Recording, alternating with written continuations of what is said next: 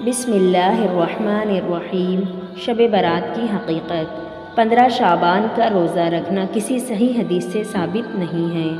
صرف جمہور علماء کے نزدیک 15 شعبان کو عبادت کرنا ہے، اس کے علاوہ باقی کوئی بھی چیز نہیں ہے۔ نہ اس رات میں قبرستان جانا ہے، نہ اس رات میں حلوے پکانا ہے، اور نہ کھانے کے دیگیں پکا کے تقسیم کرنا ہے۔ جمہور کے نزدیک بھی صرف عبادت ہے، وہ بھی متفق نہیں ہے، اتفاق نہیں ہے۔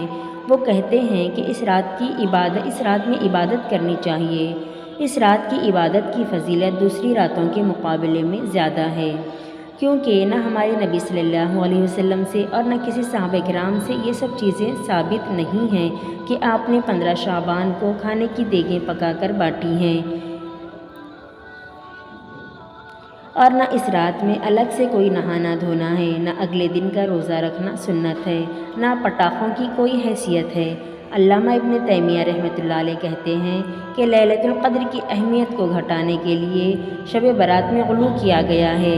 جتنی جس کی اہمیت ہو اس کو اتنا ہی رکھنا چاہیے، نہ کسی چیز میں زیادہ غلو کرنا ہے اور نہ کسی چیز میں زیادہ کمی کرنا ہے۔ جس کا جو مرتبہ ہے اتنا ہی رکھنا ہے۔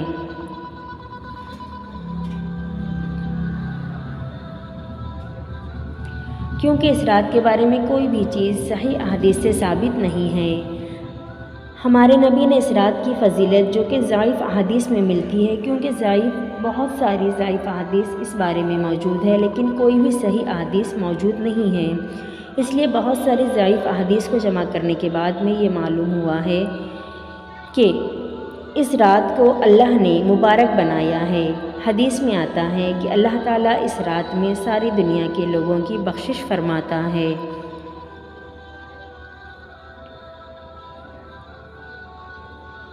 سوائے 5 آدمیوں کے سب اہل ایمان کی بخشش ہو جاتی ہے۔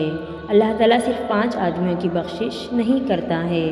پہلا مشرک، دوسرا دل میں بغض رکھنے والا، تیسرا اپنا پائجامہ شلوار کو ٹخنوں سے نیچے لٹکانے والا جو تکبر کی وجہ سے ہو، چوتھا والدین کا نافرمان، پانچواں مسلسل شراب پینے والا، یعنی کہ مستقل جو شراب کا عادی ہو۔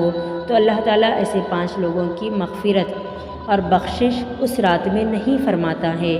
یہ ہمیں ضعیف احادیث سے معلوم ہوتا ہے، کیونکہ اس رات میں نہ زیادہ غلو کرنا ہے اور نہ زیادہ کمی کرنا ہے۔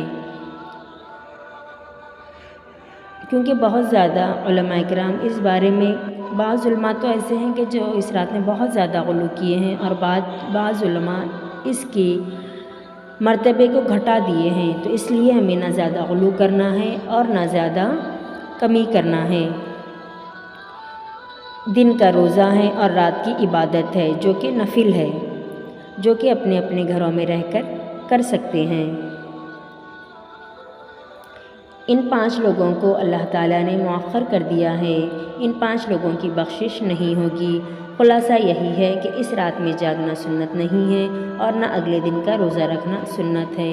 نہ ہمارے نبی صلی اللہ علیہ وسلم سے اور نہ کسی بھی صحابہ کرام سے یہ چیزیں ثابت ہے۔ نہ آپ نے کوئی روزہ رکھا تھا اور نہ اس رات کی کوئی مخصوص عبادات کی تھی۔